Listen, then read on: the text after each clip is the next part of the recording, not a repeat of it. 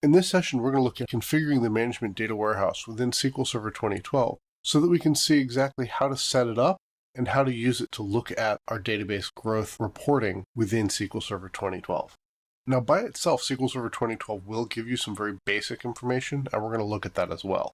So first, let's go ahead and look at how to create a management data warehouse, and then how to assign permissions to users so they can query the management data warehouse from within SQL Server 2012. So you can see here we're connected in Management Studio to a SQL Server 2012 instance. To configure the management data warehouse, open up the Management tab, and then look at the data collection. This is our management data warehouse. So we're going to start by configuring it. To do this, click on Configure Management Data Warehouse. Click on Next past the information screen. We're going to start by creating or upgrading a management data warehouse, since we currently don't have management data warehouse configured. We're going to select a server name, and then we can select a database to be the management data warehouse repository. Create a new database. We're just going to go ahead and call our database MDW for management data warehouse. We're going to use the default settings that it provides for our sizes. Although if you are going to be setting up a management data warehouse for a large environment, you'll want to increase these sizes. After we click OK, we can see that the database name is pre-populated in the drop-down menu. We can go ahead and just click Next on this wizard. On this screen, it's asking us what logins and users we want to have access to our management data warehouse and in what roles. So the management data warehouse is a distributed system, so we have to grant access to various people if we want them to be able to read the system or write data into the system. So if you had any users you wanted to grant access to the system, you would simply select their username here. We're going to go ahead and grant our SQL Server rights to the management data warehouse. Although normally you wouldn't need to do this, I'm doing it for demonstration purposes. We could also create a new login if we need to create a new login for specific users. I'm going to go ahead and create myself a login, setting a password. I won't be needing any of those policies in place, and clicking OK. Now I need to be given specific access to the management data warehouse objects because I don't have access to the management data warehouse because I'm not an administrator. I can then click Next.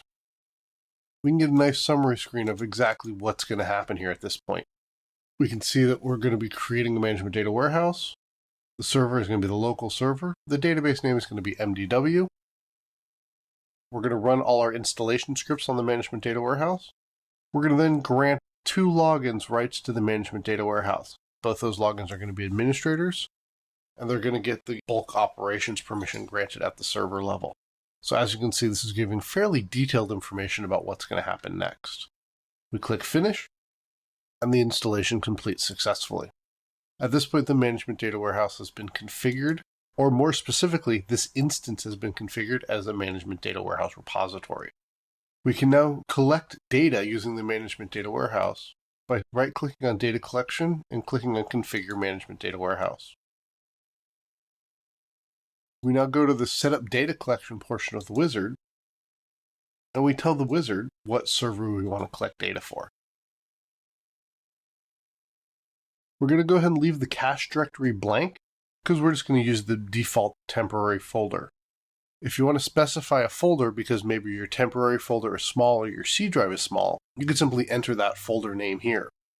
This is going to be a folder on the SQL Server, not on your workstation. We click Next, and then we click Finish. So as you can see, the wizard is now completed successfully. Once we click Close, we can see the data collection icon has now changed from having the little red dash to just being the little blue icon. This means that data collection is now running. So we can see some basic information here is available. Most importantly, the disk usage, which is what we wanted to look at as part of this demonstration. So let's go ahead and collect and upload data now to make sure that we actually have some information to view. We can look at the properties and see what information is being collected and how it's being collected, as well as where it's being uploaded to. Reviewing disk space usage information is fairly easy in Management Studio. We do have a nice graphical interface to use. So we can look at both the native SQL Server report, or we can look at the management data warehouse reports. We're going to go ahead and look at both of them and see what information is different between them and how we can switch between these 2 reports. So now that we're back in Management Studio, let's go ahead and take a look at the reports and see what we can see. So if we right-click on our sample database, and we click on Reports, we'll see we have the standard reports available to us. And we can look at the disk usage report from here and see some very basic information about the database that we're looking at. So we can see the amount of space used, but we can't see any real growth patterns. This report only shows auto growth and auto shrink events that have happened that have been captured by the default trace. Depending on how powerful your SQL Server is, and more importantly, how many commands are running through your SQL Server throughout the day, you may not have very much information in that default trace. So if AutoGrow ran yesterday, that information may not be available in this report.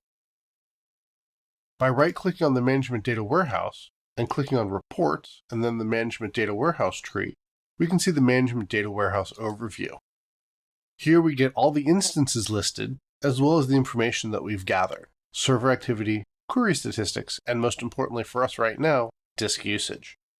So if we click on disk usage, that'll then give us some information about every database that we've got. Now, obviously, I just set this up, so I'm not going to have a whole lot of information available in these reports, but you'll get an idea of what we're going to be able to see. So we can see here we've got all our databases listed. We've got the start size, the current size, and the average growth in megabytes per day, this column in the middle here toward the right.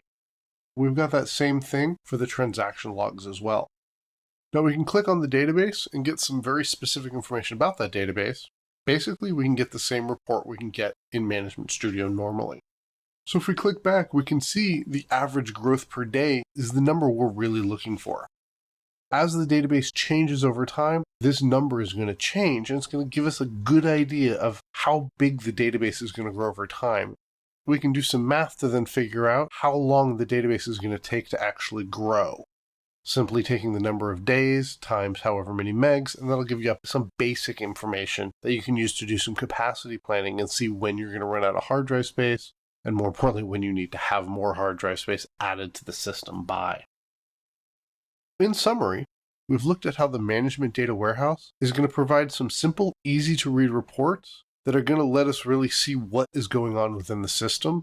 It's fairly easy to configure. It's going to be able to capture data across a large number of servers and give us all that information in one consolidated location.